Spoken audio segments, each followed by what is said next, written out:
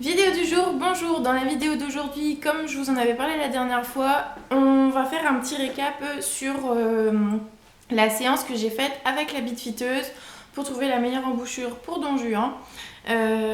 Donc voilà, et j'en profiterai en même temps pour vous présenter tous les morts que j'avais achetés avant ça pour Don Juan. Donc il faut savoir que Don Juan, quand je l'avais acheté, son ancienne propriétaire du coup m'avait passé son vieux filet mais pas son mort. Et donc comme mort, il avait été débourré et travaillé pendant 6 ans avec, il me semble, un mort à aiguille simple brisure caoutchouc. Et puis un mort espagnol Goyoaga, full métal, et je ne sais plus, il me semble qu'il était simple brisure également. Voilà. Donc, n'ayant pas de mort voilà, d'avance, j'en ai acheté un du coup quand Don Juan est arrivé. Et c'est du coup celui-ci. Donc, c'est un Pelham en caoutchouc simple brisure classique. Vous le trouvez chez Decathlon. Alors, pourquoi j'avais pris ce mort-là comme son Goyoaga est en métal, moi je préférais quand même qu'il ait du caoutchouc dans la bouche. Je trouvais ça plus confortable. Et ensuite j'avais pris un Pelham avec gourmette parce que comme il y avait un Goyoaga etc, que c'était un entier, que c'est mon premier cheval, patati patata, j'avais un peu peur, j'étais pas très sûre de moi. Et je trouvais que le Pelham c'était une bonne option parce que ça me permettait d'avoir l'effet de levier avec les anneaux du bas et la gourmette. Mais que je pouvais choisir de ne pas utiliser en utilisant simplement les rênes sur les anneaux principaux. Voilà. Et donc en termes de confort, d'acceptation, etc., de tous les morts que j'ai actuellement, c'est celui que Don Juan préfère. Voilà. Hors séance bite fiteuse.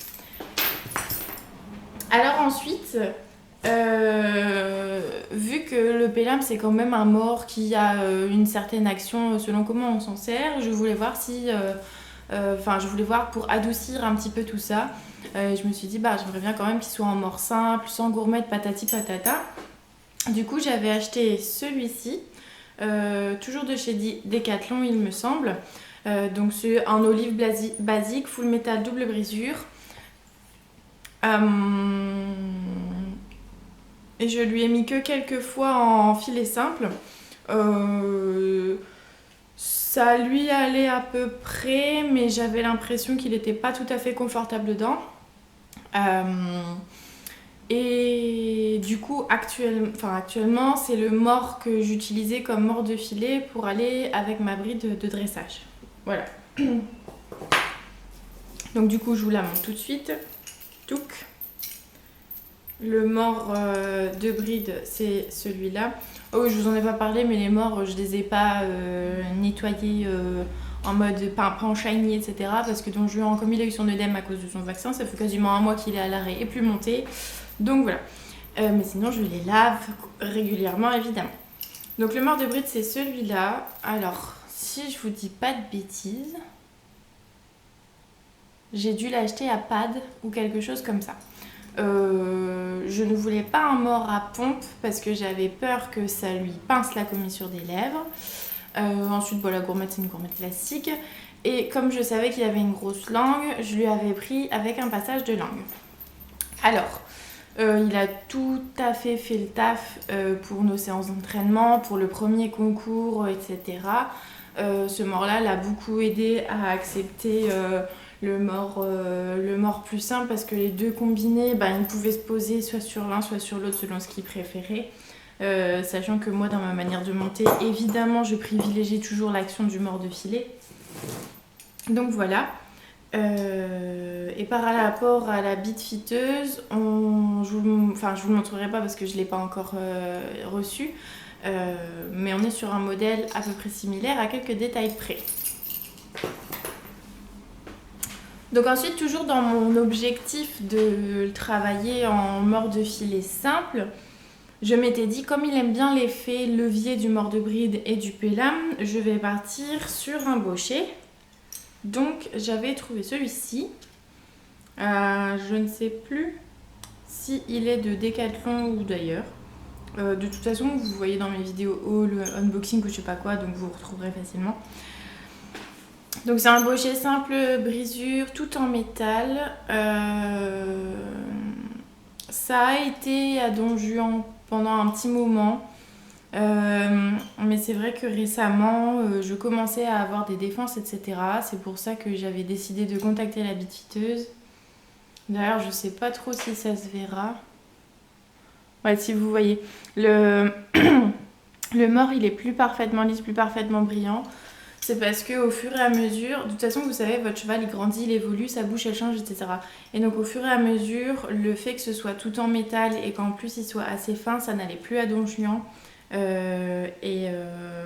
Il me l'a jamais pris à pleines dents pour m'embarquer ou que quoi qu'est-ce, mais du coup, il croquait dedans de temps en temps pour m'indiquer que c'était pas confortable pour lui, quoi. Du coup, voilà. Et j'en ai déduit que les simples brisures par rapport à la forme de sa bouche, c'était terminé parce que je voyais bien que ça lui rentrait dans le palais. Donc les simples brisures, c'est fini. C'est pourquoi les morts que j'ai là, la plupart, je vais les revendre du coup. Et que le full métal, si c'était pas un métal qui était confortable pour Don Juan, j'allais essayer de bidouiller en mettant du latex ou en prenant du caoutchouc. Et par rapport à la finesse du canon, essayer de jongler pour que ce soit confortable et qu'il n'y ait pas de pression sur les barres. Parce que plus c'est fin, plus c'est inconfortable. C'est pourquoi, peu de temps avant le passage de la bitfiteuse, parce que j'essayais quand même de trouver une solution en urgence, j'avais commandé celui-ci sur Kramer. Donc, il ressemble un peu, c'est un olive double brisure également, mais déjà les anneaux sont un peu plus grands. Et ce que j'avais beaucoup aimé, c'est, vous le voyez ici, le canon n'est pas droit. Le canon a cette fameuse forme anatomique courbée. Je lui avais donc essayé une première fois. Ça avait été pas la catastrophe, mais on n'en était pas loin. Heureusement que j'ai un cheval gentil. J'ai tout de suite senti que ça ne lui allait pas au niveau de l'action, etc. Donc comme quoi, faites bien attention et n'hésitez pas à contacter un bitfitter parce que franchement, pour une séance, c'est vraiment pas cher et vous êtes sûr d'avoir un mort qui convient à votre cheval. Donc ouais, la forme anatomique, ne vous fiez pas au fait que ce soit anatomique, patati patata, ça ne convenait pas du tout à Don Juan pour la bonne et simple raison que du coup il y avait beaucoup plus d'action sur sa commissure des lèvres et sur ses barres également. Et du coup je me suis dit bon c'est dommage quand même, peut-être c'est parce que c'est que en métal, etc. C'est pour ça que j'avais acheté du latex en plus. Ça avait un peu amélioré ses sensations, mais voilà, la forme du mort, c'était clairement pas celle-là qui lui convenait. Du coup, la bitfiteuse était passée, il me semble, le 5 juin. Ouais, c'est ça. Donc ma bitfiteuse, c'est Géraldine Van de Ven. Elle s'occupe du secteur Belgique, nord de la France jusque Paris, elle doit faire le Luxembourg, etc., etc. Elle est topissime. Elle était dentiste à la base, elle s'est redirigée aussi vers le bitfitting du coup. Elle est vraiment très professionnelle, c'est très clair. Elle a fait des conférences pour l'IFCE que vous retrouvez sur YouTube, des petits articles, etc. Enfin voilà. Elle est vraiment très très bien, je vous la conseille. Allez-y, les yeux fermés. Donc elle est arrivée, elle m'a regardé monter avec le mort que j'utilisais le plus souvent, donc c'est-à-dire le pélam. Elle a regardé également le filet que j'avais. Donc moi c'est le filet sans pression de la nuque de la marque Claridge House de chez Kramer. Donc le filet était parfait, très très bien ajusté, etc. Vraiment tout ce que le cheval il aime bien. Et par contre pour le mort évidemment on pouvait mieux faire. Donc des morts au total, je voulais l'avoir pour un mort simple et pour un mort de bride. On en a essayé 8. Et la conclusion est venue que par rapport à sa forme de bouche, etc., Don Juan préférait les actions de mort sur la langue. On arrive donc à la conclusion que les morts doivent être droits pour Don Juan, c'est ce qu'il préfère. Et du coup, si je trouve la photo sur internet, Je vous la mettrai, le mors qui lui convient mieux.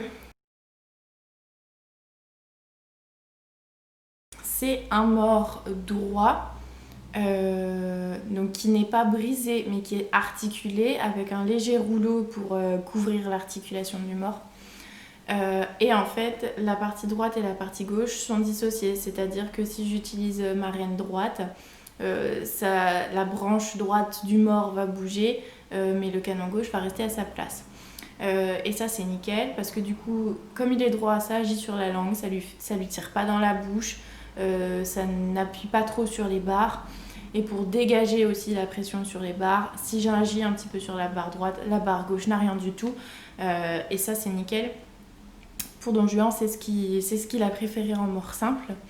Les matières, etc., il n'a pas tant eu de réactions différentes par rapport à la matière, donc on va rester sur un inox classique. Donc voilà.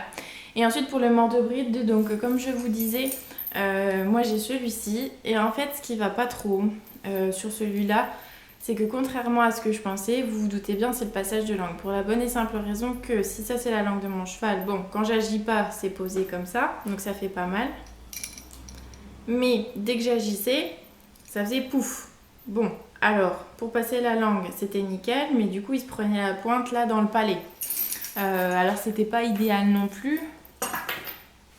Du coup, on va partir sur un mors de bride de chez Stüben qui est complètement... Enfin, qui est plat, mais incurvé sur sa globalité, avec une inclinaison à 45 degrés pour se poser sur la langue, peu importe la position du mors.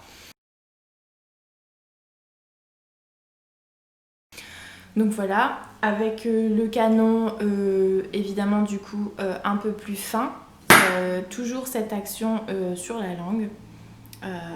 Et puis voilà, et puis après elle m'a dit avec ou sans pompe, c'est à vous de choisir en fonction de ce que le cheval y préfère. Nous on n'avait pas noté de différence particulière, mais c'est vrai que du coup la pompe, ça permet au cheval de jouer un peu plus avec son mors. Et s'il a un inconfort, il peut pousser avec sa langue et du coup, il peut libérer un peu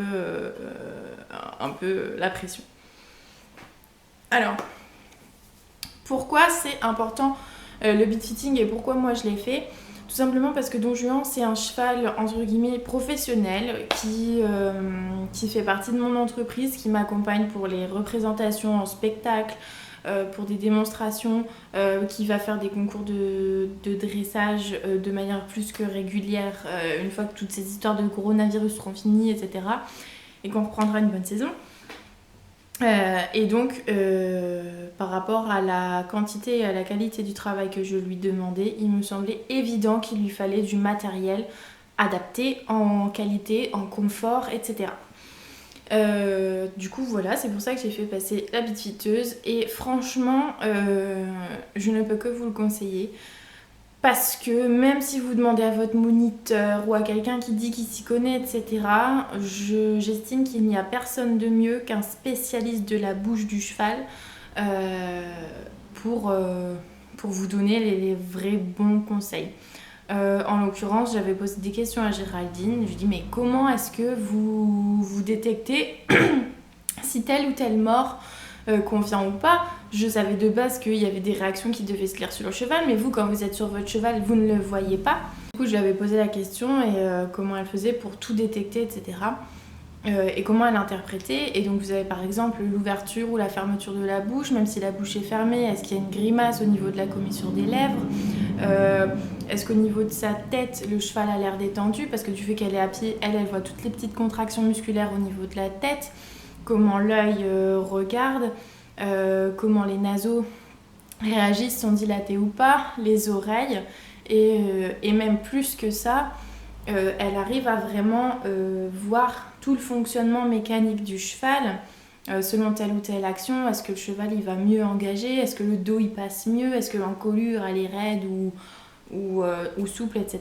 par rapport au mort. Donc les beadfitters professionnels, faites attention aux charlatans, peuvent vraiment tout regarder, tout corriger et vraiment vous trouver la meilleure embouchure parce que absolument tout est connecté du bout des naseaux à la pointe de la queue.